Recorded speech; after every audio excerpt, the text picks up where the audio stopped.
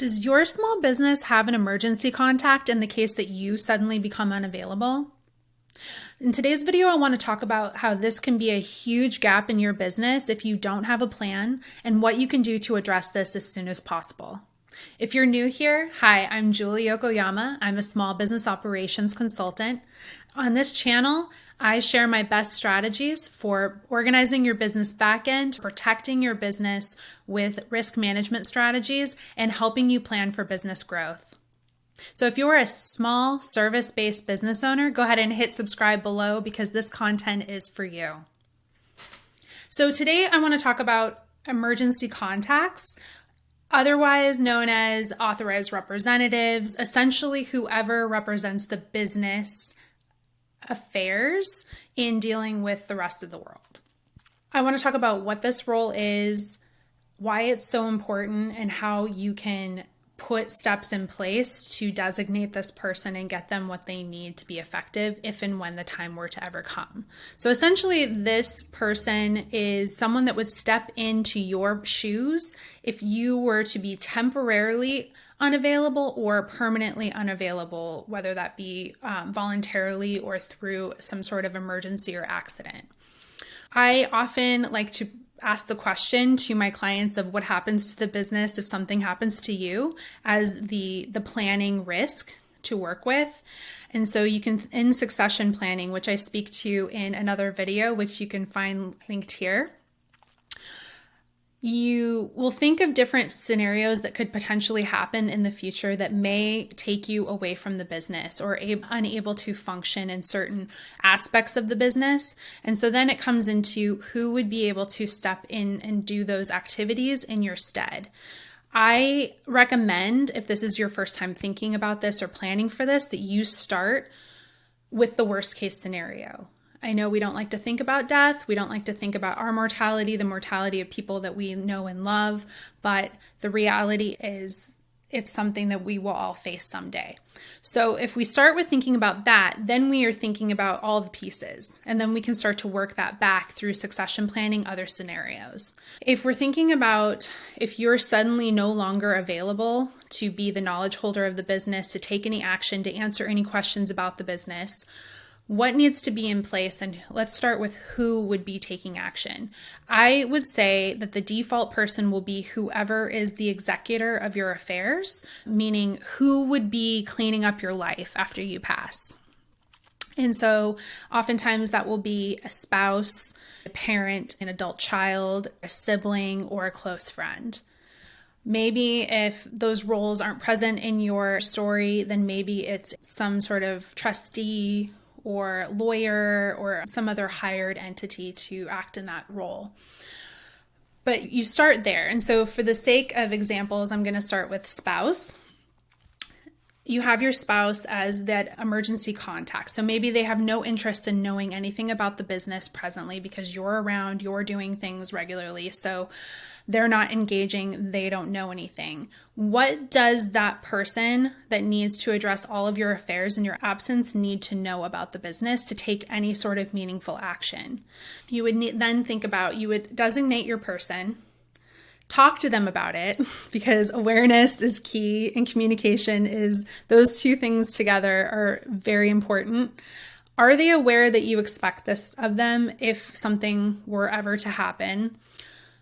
Do they know that what the expectation is of them to take action when that trigger event occurs? And do they have what they need to take action?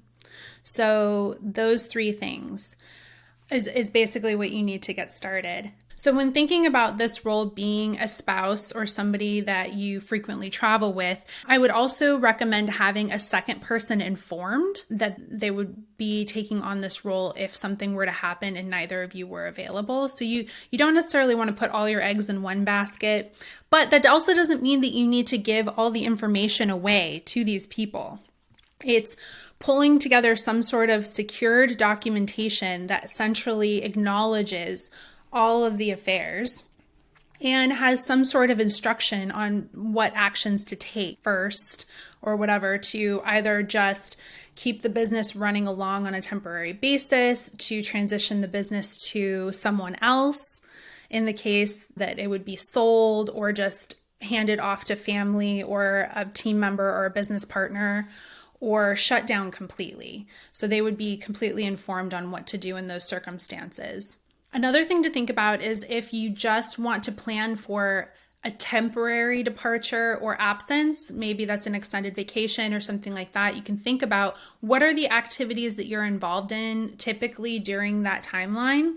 What are things that can either be shut off or postponed versus things that maybe are trainable and delegatable, if that's a word, to somebody else on your team, or you could outsource and hire someone freelance to do that activity for you during that time.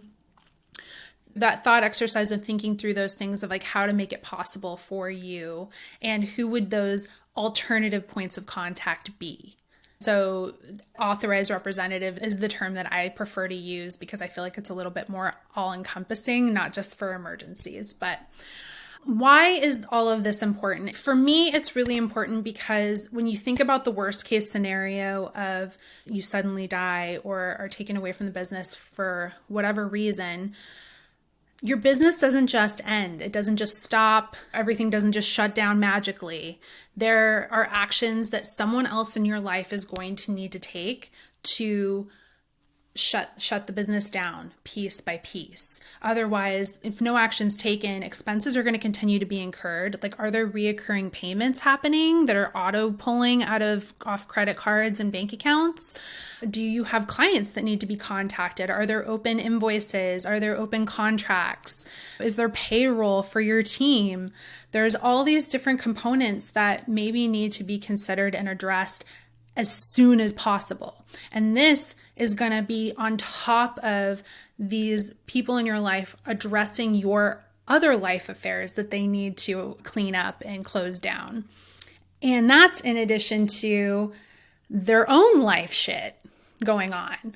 And then that's all in addition to any grief and emotional experiences that they're having around the fact that you're no longer around. So this is really an act of care for yourself. It's a sign of respect to the business.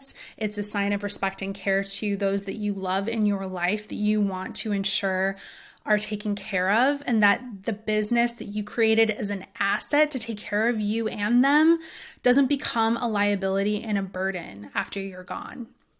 So I will leave you with that. If you have any questions about this or want to talk about it more, go ahead and drop a comment below. You can reach out to me on LinkedIn and Instagram. Those links are also below in the description. But if you want to get started with addressing this gap in your business today, I recommend checking out Project CYA Essentials, link down below. It's a get it done guide, taking the guesswork out of how to implement all of this. It's pulling together, organizing all of your affairs, getting it all documented in a central source of truth for your business. It is creating your succession planning strategies. It is designating your emergency contacts and creating a sense of peace of mind and structure for your future, whatever that might entail. So if you're ready to get started with that, go ahead and check out the link below. If you just want to chat about it, go ahead and reach out. Otherwise, if you like this video and want to stay in touch with more content like this, then go ahead and hit subscribe, and I'll catch you in the next video.